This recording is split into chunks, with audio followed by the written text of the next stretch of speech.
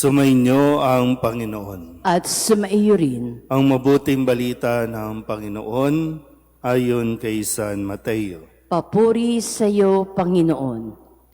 Noong panahong iyon, sinabi ni Jesus sa kanyang mga alagad, "Kung magkasala sa iyo ang kapatid mo, puntahan mo siya at kausapin ng sarilinan. Kapag nakinig siya sa iyo, ang pagsasama ninyong magkapatid ay napapanauli mo sa dati at napapanumbalik mo siya sa Ama. Ngunit kung hindi siya makinig sa iyo, magsama ka pa ng isa o dalawang tao upang ang lahat ng pinag-usapan ninyo ay mapatunayan ng 2 o 3 saksi. Kung hindi siya makinig sa kanila, sabihin mo ito sa pagtitipon ng simbahan. At kung hindi o hindi pa siya makinig sa natitipong simbahan, ituring mo siyang hintil o isang publikano. Sinasabi ko sa inyo, anumang ipagbawal ninyo sa lupa ay ipagbabawal sa langit, at anumang ipahintulot ninyo sa lupa ay ipahihintulot sa langit. Sinasabi ko pa rin sa inyo, kung ang 2 sa inyo rito sa lupa ay magkaisa sa paghingi ng anumang bagay sa inyong panalangin, ipagkakalob ito sa inyo ng aking Amang nasa langit. Sapagkat saan may 2 o 3 nagkakatipon dahil sa akin, naroon akong kasama nila." Ang mabuting balita ng Panginoon. Pinupuri ka namin, Panginoong Heso Kristo. Isang magandang umaga po sa inyong lahat. Ngayon po ay Miyerkules ng 19 na linggo sa karaniwang panahon. At sa ating pong Ebanghelyo, narinig natin ang proseso na dapat nating gawin kung gusto natin na magkaroon ng isang maayos na relasyon. Mapa-friendship man yan o sa mismong magkakapatid. No? Dapat mayroon tayong ganitong proseso. Bagamat sa kasalukuyan, maraming tao ang hindi ito pinapansin o kaya naman ay kabaliktaran ang atin pong ginagawa. Sabi kasi ni Kristo, kung may magkasala sa iyo, no? Pag sinabing kapatid, in general naman yan. No? Pero mula sa pagiging pamilya hanggang sa hindi mo kaano-ano, katrabaho man yan o kasama sa simbahan, kung magkasala, ito ang dapat gawin. Kausapin mo muna, kapag nakinig, maaring yung chance ay manumbalik sa dati ang inyong ugnayan. Kapag hindi nakinig, kailangan umanap ng rest back. No? Kailangan umanap ng pwedeng makatulong, maging testigo.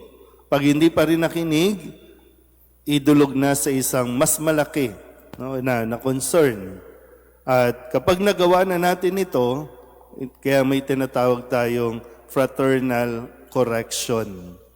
Kapag nagawa natin ito, ang kasunod na sinabi ay wala ka ng pananagutan, kundi ang sabi dito, at kung hindi pa rin siya makinig sa natitipong simbahan, ituring mo na siyang hintil o isang publikano.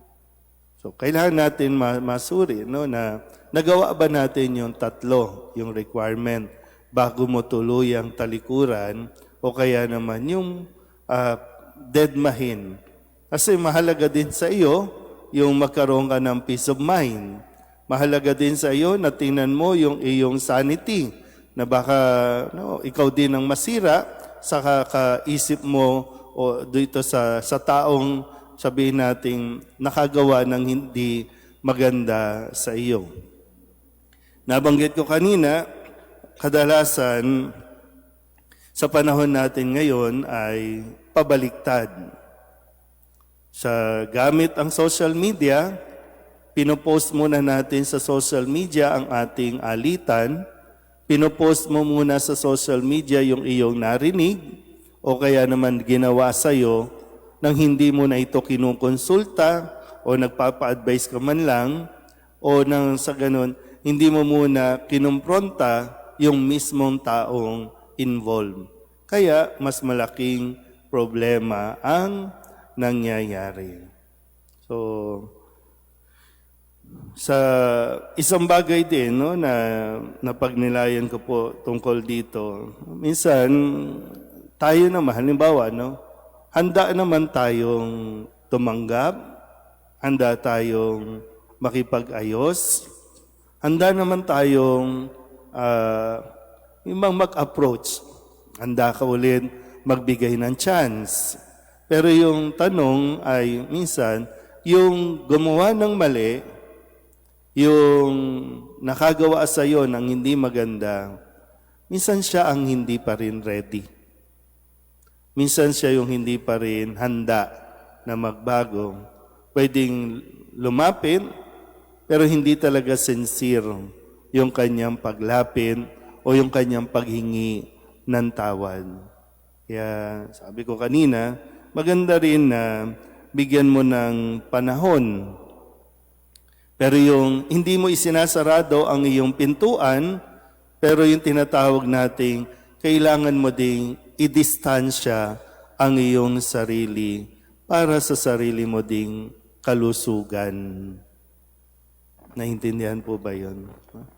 Handa ka naman magpatawad, handa ka namang umunawa, pero yung tao bang yun, handa na rin ba talaga siyang magbago? Handa na rin ba talaga siyang humingi ng tawad? So, kaya sabi ko, Lord, paano kaya ito? No? Kasi ito yung isang bagay na nahihirapan tayo, yung magpatawad sa isang tao na inaakala natin at iniisip natin na uulitin pa rin naman niya yan. Diba, no? Pero muli, pinapaalala sa atin dito na mayroon pa rin naman tayong obligasyon. Mayroon pa rin naman tayong obligasyon o responsibilidad sa mga taong nagkakasala. Kailangan muna natin makumpleto o magawa itong prosesong binibigay ng Diyos. Pagkatapos nito, naunawaan naman ng Diyos na kailangan mo munang bigyan ng panahon pareho. Siya na kailangan niyang mapagnilayan ang kanyang mga nagawa, ikaw na kailangan mo ring maglaan ng oras para makaipon ka ng lakas na matanggap at maunawaan mo ang kanya rin namang pinagdadaanan. Amen.